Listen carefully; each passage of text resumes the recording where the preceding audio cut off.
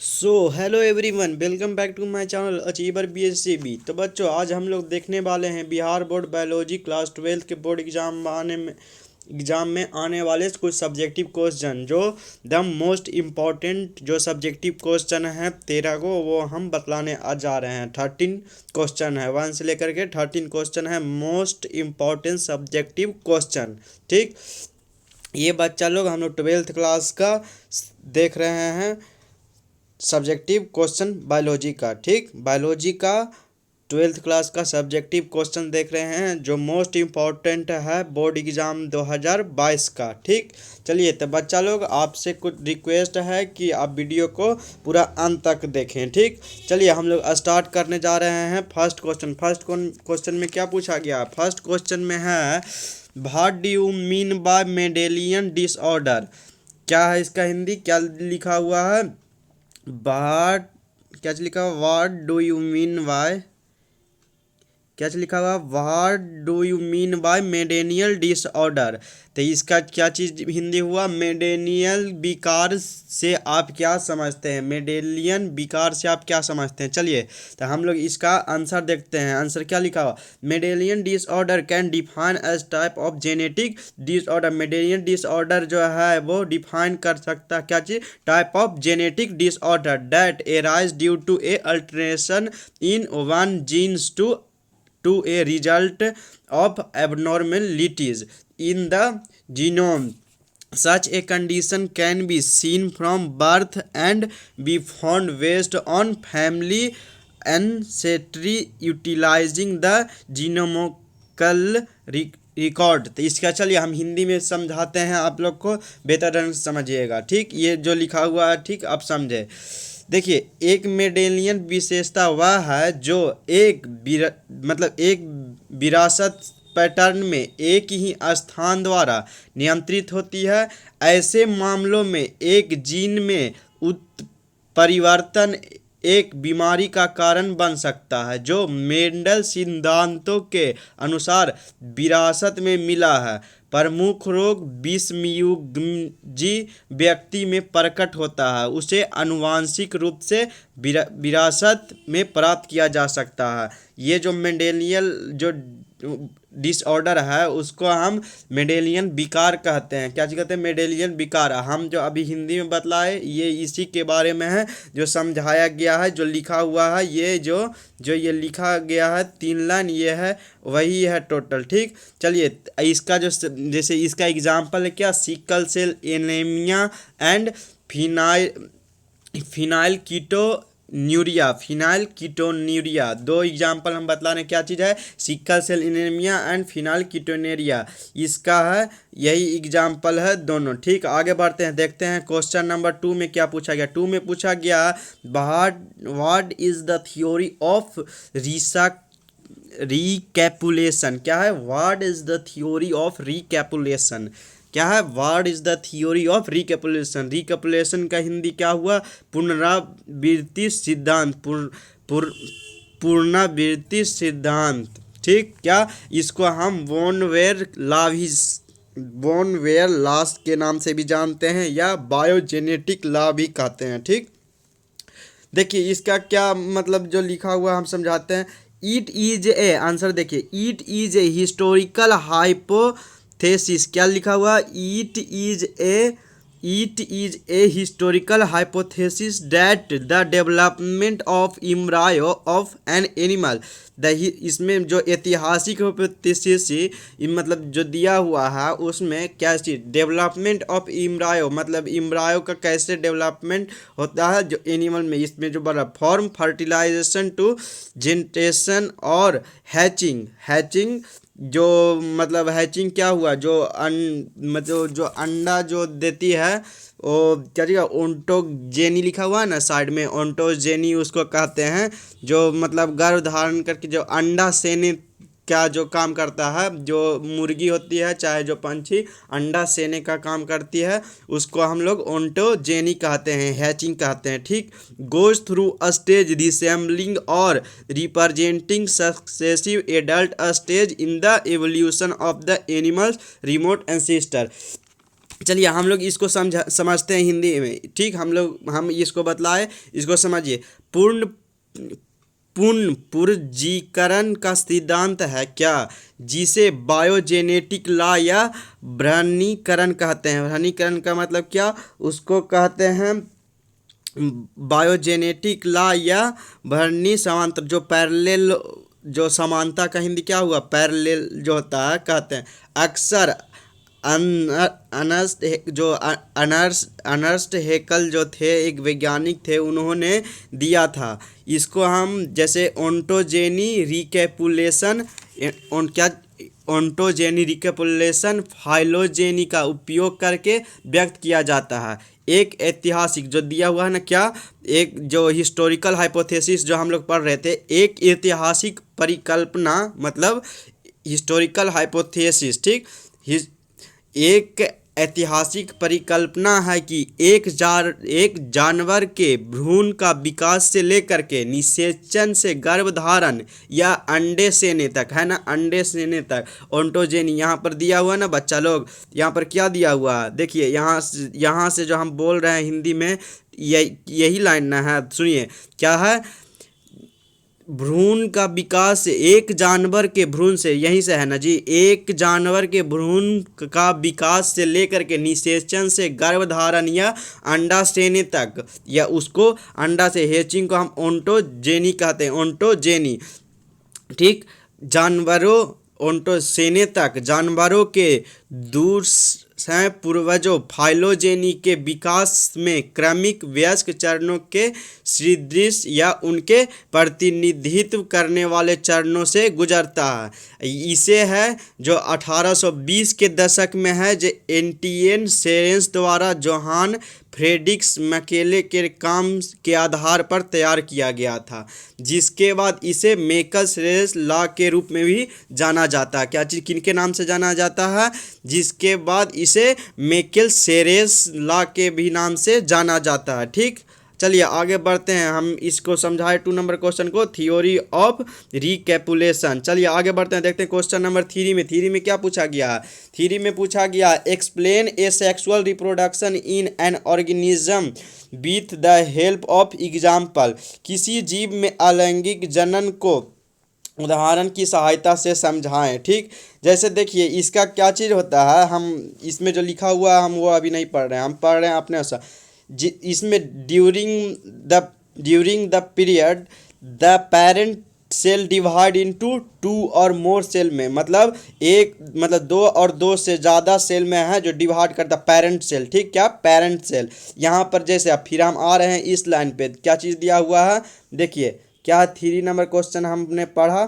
चलिए इसका देखिए क्या लिखा हुआ है आंसर में क्या लिखा हुआ है, आंसर में लिखा हुआ है यहाँ पर, A sexual reproduction is mode of reproduction. A sexual reproduction is mode of reproduction in which only one part is involved to reproduce offspring.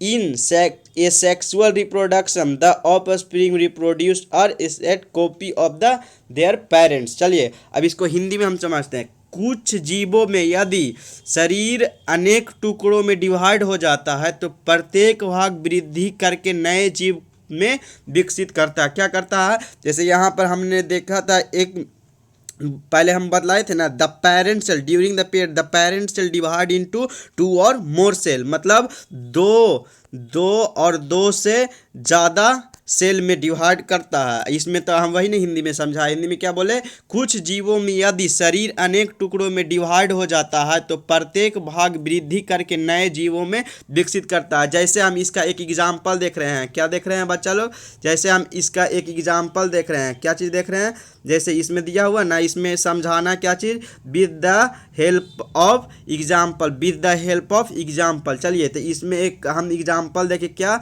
Example में देखें, बर्डिंग इन ईस्ट। तो ईस्ट का है जो बर्डिंग कैसे होता है बच्चा लोग, चलिए देखिए क्या चीज़ ईस्ट का बर्डिंग है जो, चलिए कैसे होता है, देखिए पहले ये जो है, देखिए ईस्ट है, फर्स्ट स्टेज में ईस्ट है, ठीक, ईस्ट है, क्या है ये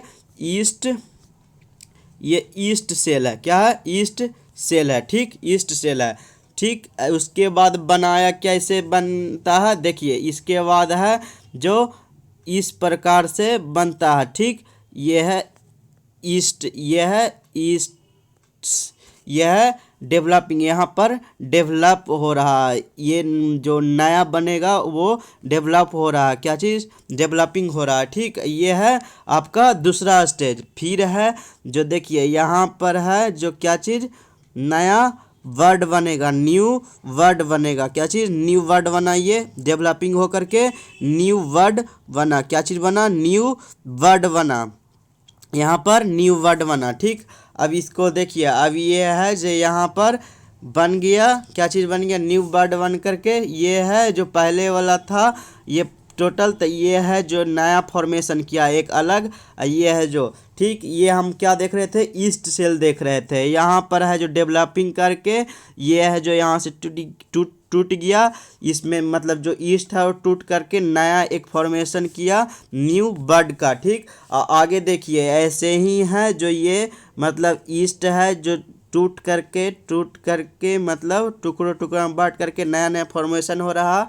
इसी को हम चैन ऑफ वर्ड भी कहते हैं, क्या चीज़ चैन ऑफ वर्ड कहते हैं। इसमें 3 फेज में होता है, 3 स्टेज में, इसको चैन ऑफ वर्ड कहते हैं, क्या चीज़। तीसरा जो स्टेज हो जाता है कंप्लीट, जो ढेर सारे ईस्ट में है जो कन्वर्ट हो जाता है, मतलब टुकड़ों में बट करके। इसी तरह है बर्डिंग ऑफ हाइड्रा भी है जो इसी तरह है, ठीक। तो ये आप लोग समझे कैसे ईस्ट सेल मतलब जो वर्डिंग ऑफ ईस्ट कैसे होता है जो, ठीक।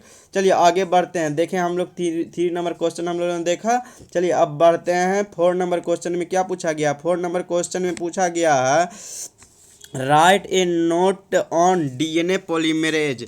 इसमें देखिए और हम है जो थोड़ा सा समझाते हैं, इसमें क्या चीज़ कहते हैं 3 नंबर क्वेश्चन और कुछ बतलाते हैं। इसमें जैसे अलैंगिक प्रजनन जो है दिया हुआ, इसका हिंदी तो हम लोग जान ही रहे हैं क्या था, जो एसेक्सुअल रिप्रोडक्शन को क्या कहते हैं, अलैंगिक प्रजनन कहते हैं। जैसे देखिए प्रजनन का एक तरीका है ये जो अलैंगिक प्रजनन का एक तरीका जिसमें संतान पैदा कराने के लिए केवल एक माता पिता शामिल होते हैं, क्या चीज़ एक माता पिता शामिल होते हैं, ठीक।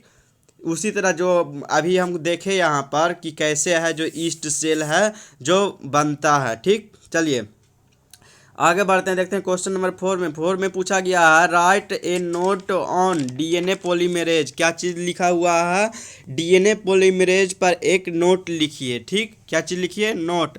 चलिए तो डीएनए पॉलीमरेज इंजाइम है जो एक डीएनए एनटीपी का उपयोग करके डीएनए के नए रज्जु स्ट्रेन जिसको कहते हैं स्ट्रेन का संश्लेष सिंथेसिस करता है। इसको थर्मस एक्टिविटीज जीवाणु से प्राप्त किया जाता है, ठीक।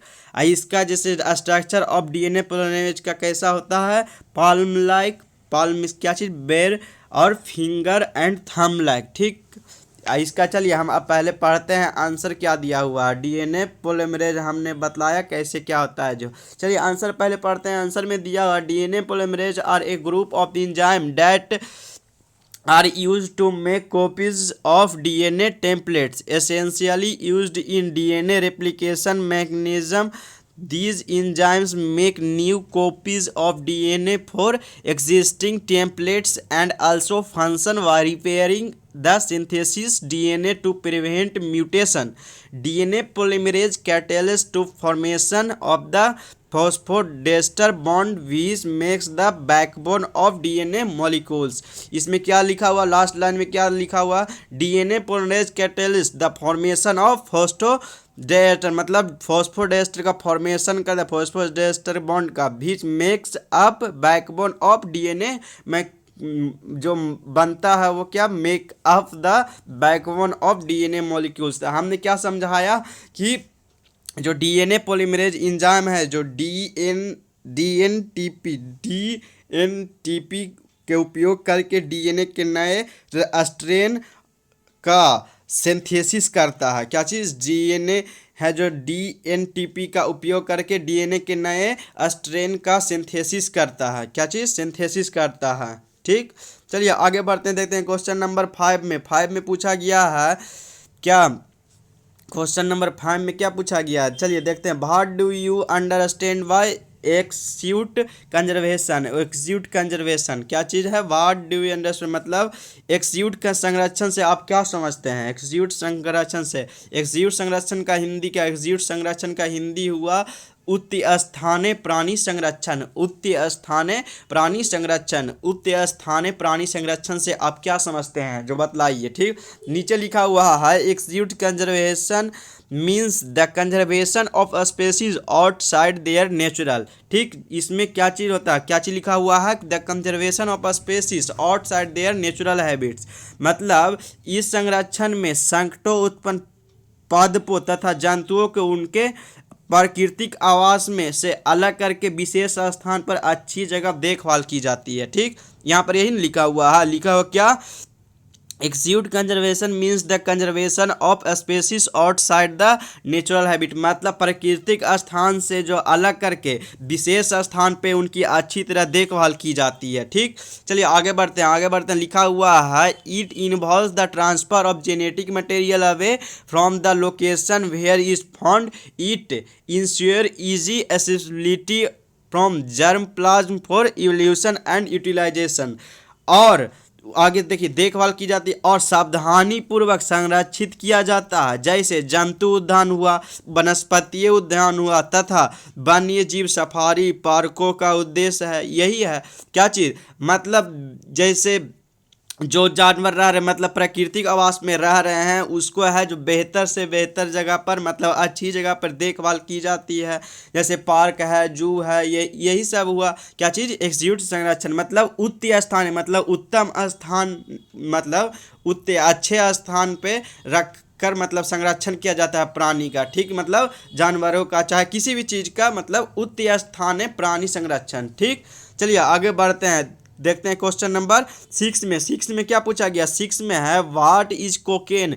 कोकेन क्या है? ठीक, form which plant is obtain, मतलब कोकेन क्या है और कोकेन है जो किस प्लांट से है जो उत्पन्न होता है। ठीक, चलिए आगे बढ़ते हैं, देखते हैं आंसर में क्या लिखा हुआ। क्या चीज़ हम लोगों ने देखा? 6 number question, what is cocaine. Cocaine क्या है और क्या चीज़ से मतलब ऑब्टेन होता है, क्या चीज़ से मतलब किस प्लांट से बनता है। ठीक, चलिए इसमें दिया हुआ क्या चीज़ आंसर में, cocaine is a highly additive and illegal stimulate that made up of leaves of Coca plant. ये जो है हाईली एडिक्टिव है और इलीगल है, मतलब ये जो है एक समझिए एक तरह से जो नशीला पदार्थ होता है उसमें आता है कोकेन। ठीक, क्या चीज़? यहाँ पर लिखा है ना, highly addictive and illegal stimulate, illegal illegal है ये। ठीक, that is made from the leaves of, ये मतलब कोका प्लांट का एक पेड़ होता है उसके लीव्स से ये बनता है। बीज is native in south Africa, ये साउथ अफ्रीका में है जो मेनली पाया जाता। ठीक, तब यही है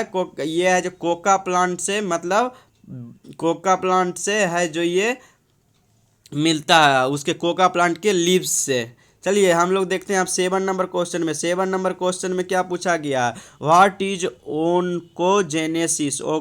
ओनकोजेनेसिस, तो oncogenesis the process through which healthy cell becomes transferred into cancer cell. ओकोनोसेल इज द प्रोसेस, ओकोनोसेल एक प्रोसेस है जिसके through healthy cell becomes transfer to, मतलब तुरंत ट्रांसफर करते क्या? कैंसर सेल में, कैंसर सेल में। It is characterized by the series of genetic and cellular changes including oncogenes activation that lead the cell divide in an uncontrolled manner. क्या? Uncontrolled manner. ठीक, चलिए आप देखते हैं क्वेश्चन नंबर 8 में। 8 में पूछा गया how is smoke formation. Smoke formation कैसे होता है? ठीक, क्या चीज स्मोक फॉर्मेशन है जो कैसे होता है, क्या चीज़ होता है? Smoke formation. इसको हम लोग जैसे फोटो केमिकल स्मोक भी कहते हैं। जैसे देखिए फोटो केमिकल स्मोक है जो वो प्रोड्यूस कैसे करता है, देखिए सुनिए। When sunlight react with nitrogen oxide के साथ, मतलब जो रिएक्ट करता है, and at least one volatile organic compound, VOC जिसको कहते हैं, इन द एटमोस्फेयर। ठीक, चलिए पहले इसका आंसर देखते हैं क्या लिखा हुआ है 8 में। चलिए 8 में हाउ इज स्मोक फॉर्म्ड। ठीक, चलिए इसका देखिए क्या लिखा हुआ है। Smoke form when pollutant are released into the air. The pollutant are formed both naturally and by humans. However the human in क्या चीज़ induced pollutant are most conscious due to a magnitude of pollutant produced by the burning and extraction and fossil fuel this is known as cause the extreme health effect.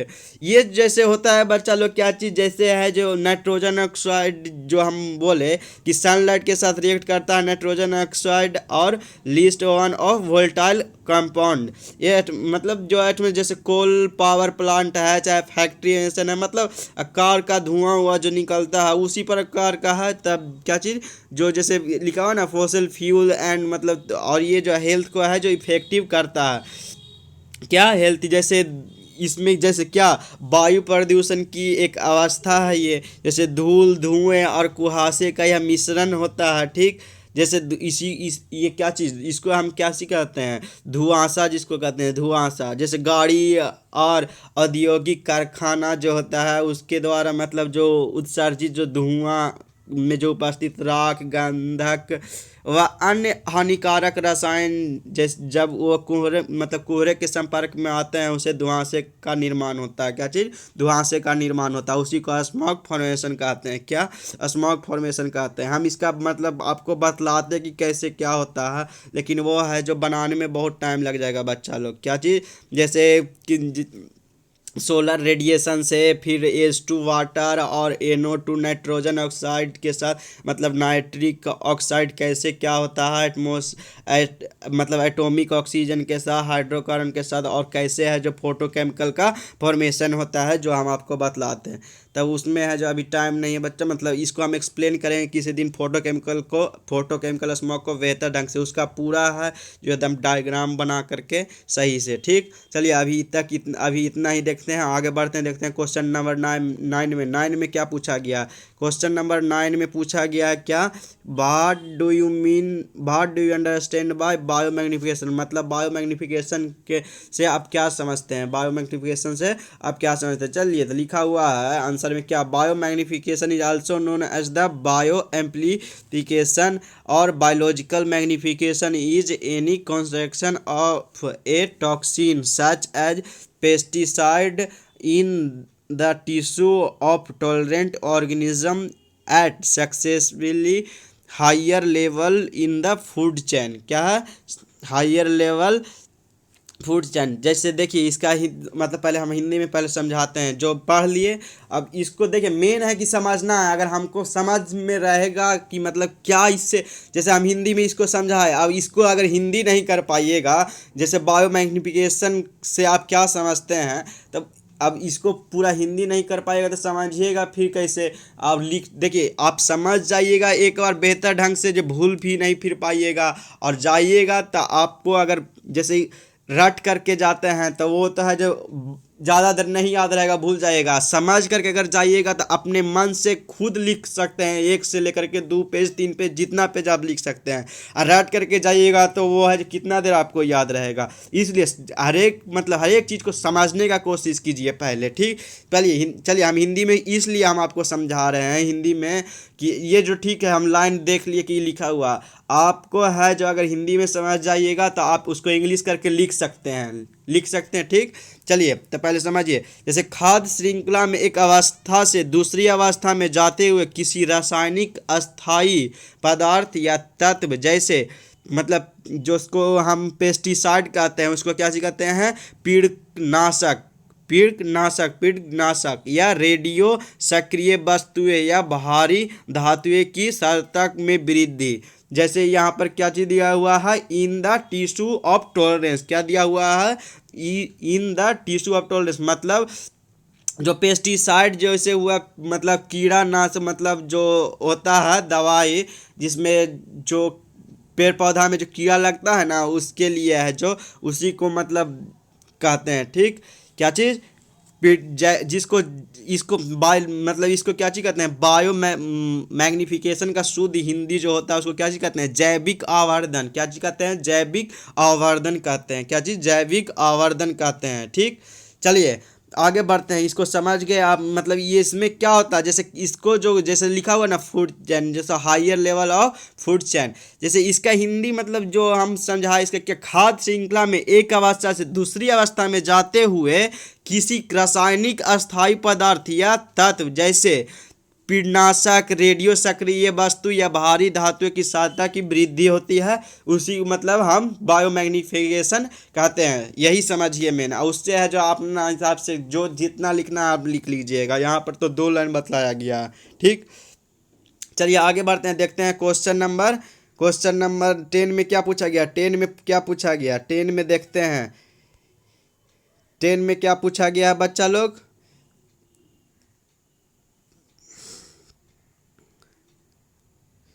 10 में पूछा गया है क्या, 10 में पूछा गया डिफाइन स्पेसिफिक डाइवर्सिटी। क्या चीज पूछा गया है, डिफाइन स्पेसिफिक डाइवर्सिटी।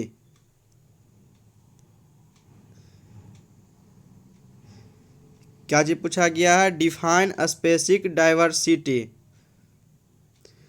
चलिए तो इसका हिंदी क्या हुआ, डिफाइन प्रजातियों की विविधता को परिभाषित करें। मतलब जो मतलब जैसे स्पेसिफिक डाइवर्सिटी मतलब जितने भी मतलब प्रजाति के, कितने प्रजाति के, हर एक प्रजाति के मतलब जानवर हैं, उसका मतलब जैसे कुत्ते का कितना मतलब किस्म का है जो पाया जाता है, उसी टाइप का मतलब कितने प्रजाति के, प्रजातियों की विविधता को परिभाषित कीजिए, डिफाइन स्पेसिफिक डाइवर्सिटी। ठीक, क्या चीज़, डिफाइन स्पेसिफिक डाइवर्सिटी। क्या चीज़, डिफाइन स्पेसिफिक डाइवर्सिटी। चलिए प्रजातियों को विविधता को परिभाषित कीजिए, तो चलिए इसको समझिए पहले।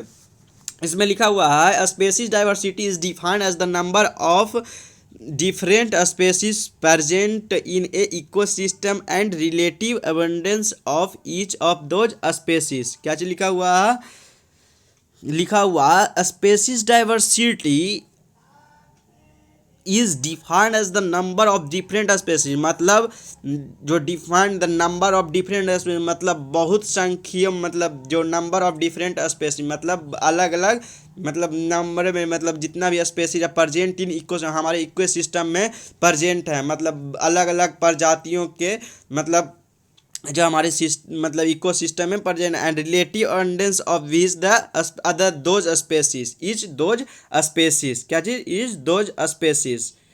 चलिए तो इसका मतलब वही हुआ जो प्रजातियों की विविधता को परिभाषित कीजिए, मतलब कितने प्रजाति हैं, क्या है नहीं है, मतलब कितने नंबर में डिफरेंट स्पेसीज के साथ हमारे इकोसिस्टम में, उसी को है जो समझना है। और इसमें कुछ नहीं है बच्चा लोग, ये एकदम बहुत इजी क्वेश्चन, आराम से लिख लीजिएगा।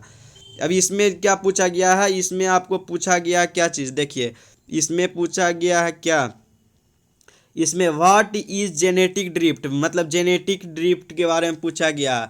मतलब आनुवंशिक च्युति जो होता है, आनुवंशिक च्युति है जो किसको कहते हैं, आनुवंशिक, इसका मतलब वही हुआ जेनेटिक ड्रिफ्ट का हिंदी एकदम शुद्ध हिंदी जिसको कहते हैं आनुवंशिकी च्युति, जिसको मतलब इसका हिंदी में समझ, हिंदी में यह है जीवों की किसी जनसंख्या में किसी जीन परिवर्तन, एलील मतलब जीन परिवर्तन, उसको एलील के बारंबारता में परिवर्तित आनुवंशिक च्युति कहलाते हैं, मतलब जेनेटिक ड्रिफ्ट या एलेलिक ड्रिफ्ट कहलाते हैं। तो चलिए आंसर देखते हैं बच्चा लोग, आंसर यही लिखा रहेगा। क्या चीज़ है, genetic drift is a mechanism of evolution, it refers to random fluctuation in the frequencies of alleles, है ना, from generation to generation due to chance event. क्या, चांस इवेंट। ठीक, चलिए आप देखते हैं क्वेश्चन नंबर 12 में। 12 में पूछा गया क्या चीज़, व्हाट इज डीएनए फिंगरप्रिंटिंग। क्या पूछा गया, व्हाट इज डीएनए फिंगरप्रिंटिंग, मतलब डीएनए फिंगरप्रिंटिंग क्या है। चलिए तो समझते हैं पहले क्या चीज़ है डीएनए फिंगरप्रिंटिंग, क्या है, क्या है, व्हाट इज डीएनए फिंगरप्रिंटिंग। चलिए डीएनए फिंगरप्रिंटिंग एक तकनीक है, उसका उपयोग है आपराधिक मामलों में किया जाता है, मतलब जैसे कोई चोर है, चाहे मतलब कोई जैसे डीएनए फिंगर मतलब कहीं पर जो फिंगर रहता है जैसे आ गया, अच्छा उसी को मतलब जो आपराधिक मामलों का है जो सुलझाने में है जो काम किया जाता है, लिया जाता है डीएनए फिंगरप्रिंटिंग का। इस पद्धति में किसी व्यक्ति का जैविक अंशों जैसे रक्त हो गया, बाल हो गया, लार हो गया, चाहे एक दूसरे कोशिका के द्वारा डीएनए की पहचान की जाती है, चाहे उसी को मतलब डीएनए फिंगरप्रिंट विशिष्ट डीएनए क्रम का प्रयोग करता है, जैसे माइक्रो सैटेलाइट कहा जाता है। और वही हुआ डीएनए प्रिंट। समझिए इसमें क्या लिखा हुआ है ना, डीएनए फिंगर प्रिंटिंग क्या लिखा, the process of comparison of DNA from different sources of establish and identify, वही है ना आइडेंटिफाई मतलब खोज किया जाता है। And DNA finger printing, DNA finger printing involves identify difference in the some species region the DNA sequence of the relative DNA. हम वही जो बतलाए हिंदी में उसी वही लिखा हुआ है। क्या मतलब डीएनए फिंगर प्रिंटिंग का किस लिए प्रयोग किया जाता है और मतलब ये क्या है, वही लिखा हुआ DNA the process of comparison of DNA from different sources for stability and identify, मतलब पहचान निकालने के लिए, आइडेंटिफाई करने के लिए है जो डीएनए फिंगरप्रिंटिंग का यूज किया जाता है। वही है डीएनए फिंगरप्रिंटिंग मतलब एक प्रकार का जो तकनीक है उसका उपयोग आपराधिक मामलों में मतलब जो को मतलब आइडेंटिफाई करने के लिए किया जाता है। ठीक उसी को मतलब डीएनए फिंगरप्रिंटिंग कहते हैं। चलिए अब देखते हैं क्वेश्चन नंबर क्या चीज़ पूछा गया। क्वेश्चन नंबर पूछा गया है आपको, क्या पूछा गया है, क्वेश्चन नंबर पूछा गया क्या, ये क्या हो रहा है बच्चा लोग। चलिए इसमें क्या पूछा गया, व्हाट इज जेल इलेक्ट्रोफेसिस फ्रोसिस, इसका मतलब क्या हुआ, व्हाट इज जेल इलेक्ट्रो मतलब जो एक होता है जेल इलेक्ट्रोफोरेसिस जो होता है उसका मतलब जेल इलेक्ट्रोफोरेसिस जो माइक्रो मोलेक्यूल्स और उनके टुकड़ों के पृथक्करण और विश्लेषण के लिए विधि है, उसके आकार का आवेश पर आधारित होती है ये। ठीक इसका चलिए इंग्लिश पढ़ते हैं। इंग्लिश में लिखा हुआ क्या लिखा हुआ है, लिखा हुआ क्या, चलिए देखिए व्हाट इज जेल इलेक्ट्रोफोरेसिस। चलिए तो इसको मतलब पढ़ते हैं आंसर। इस आंसर में लिखा हुआ है gel electrophoresis is the laboratory method use to a separate mixture DNA and RNA और protein according to the molecular size and gel electrophoresis the molecules to separate or pushes the electrical field gel. ठीक यही है लिखा हुआ मतलब जो electrophoresis मतलब laboratory में एक मेथड की तरह यूज किया जाता है, उसमें है जो सेपरेट किया जाता है मिक्सचर को जो डीएनए और आरएनए और प्रोटीन को एक और ठीक मॉलिक्यूलर साइज को। ठीक चलिए तो यही है आज हम इतना ही देखते हैं बच्चा लोग। यही सब्जेक्टिव क्वेश्चन है, इसको आज बेहतर ढंग से आप लिख लीजिएगा और मतलब बेहतर ढंग से समझने का कोशिश कीजिएगा और समझ करके मतलब रटने वाला काम नहीं, समझ जाइएगा तो बच्चा लोग आप लोग अपने मन से है जो लिख सकते हैं। और रट लीजिएगा तो हो सकता है एग्जामिनेशन हॉल में जाए कहीं भूल जाए, तो इसलिए आज रटने का कोशिश नहीं कीजिएगा, एक एक चीज़ को बारीकी से समझिएगा और समझ करके याद करने का कोशिश कीजिएगा।